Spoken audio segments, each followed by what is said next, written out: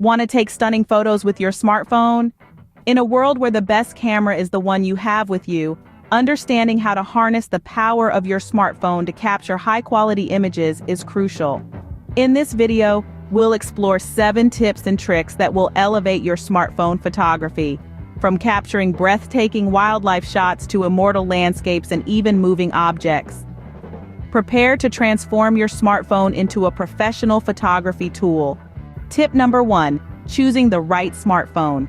The camera is the heart of your mobile photography journey. When you're selecting a phone, pay close attention to its camera specs.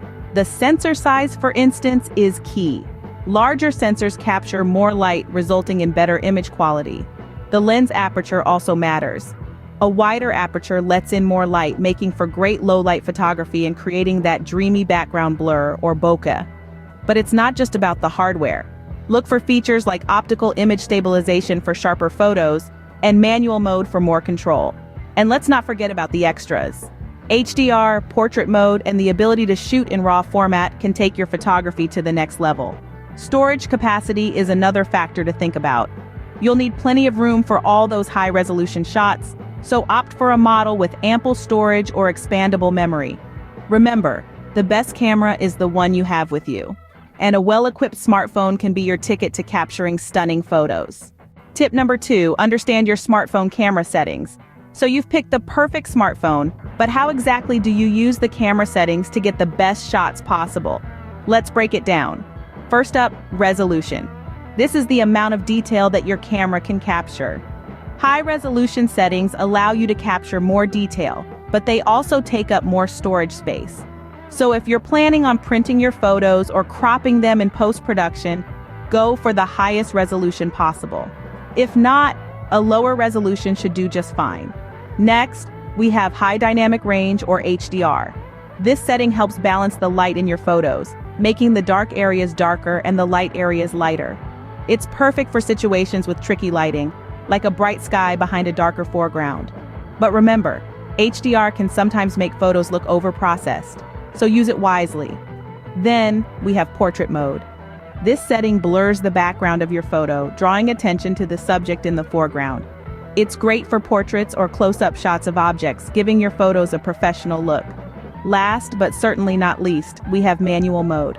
This setting allows you to adjust all aspects of your photo, like shutter speed, ISO, and aperture. It may seem daunting at first, but with a bit of practice, you can use manual mode to capture some truly stunning shots. So, whether you're shooting a serene landscape, a bustling city scene, or a fast-moving object, understanding your smartphone camera settings is crucial.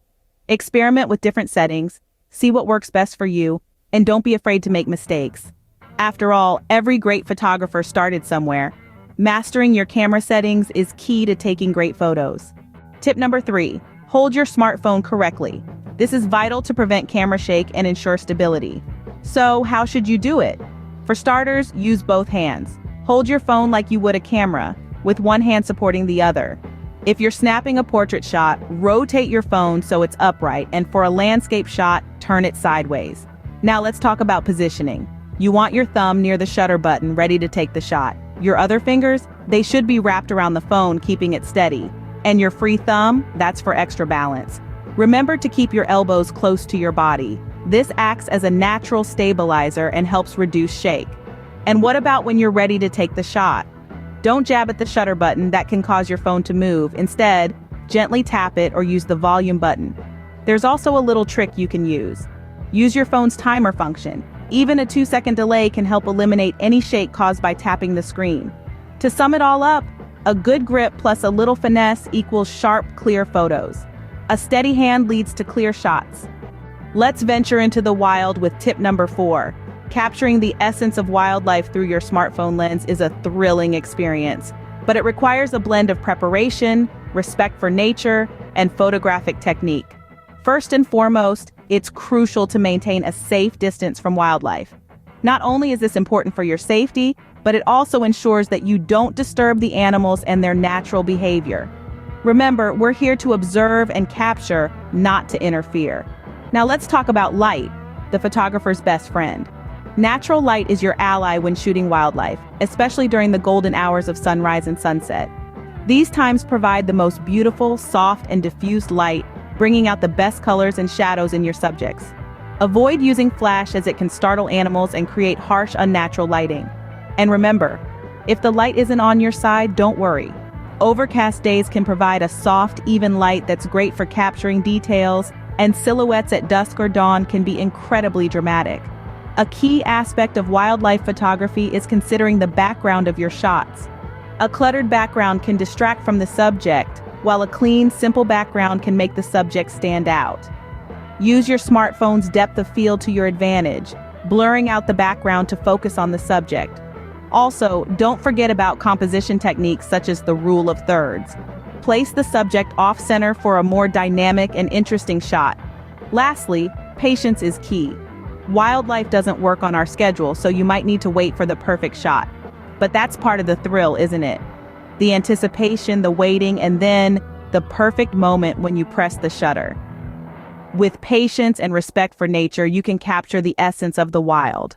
So get out there and start exploring the beauty of the animal kingdom through your lens. Tip number 5, how to capture the beauty of landscapes. Landscape photography is all about capturing the grandeur of nature and the world around us. It's a genre that can be as expansive as a sweeping vista or as intimate as a single tree. When you're out and about with your smartphone, you can take advantage of its portability to capture landscapes wherever you are. But how can you ensure you're getting the best shots possible? First, remember the rule of thirds discussed in the wildlife section? It applies to taking landscape photos too. Divide your frame into 9 equal parts, using 2 horizontal and 2 vertical lines. The key idea is to place the most important elements of your scene along these lines or at the points where they intersect. This can create a more balanced and engaging photo. Next, pay attention to the light. Light can dramatically change the mood of a landscape.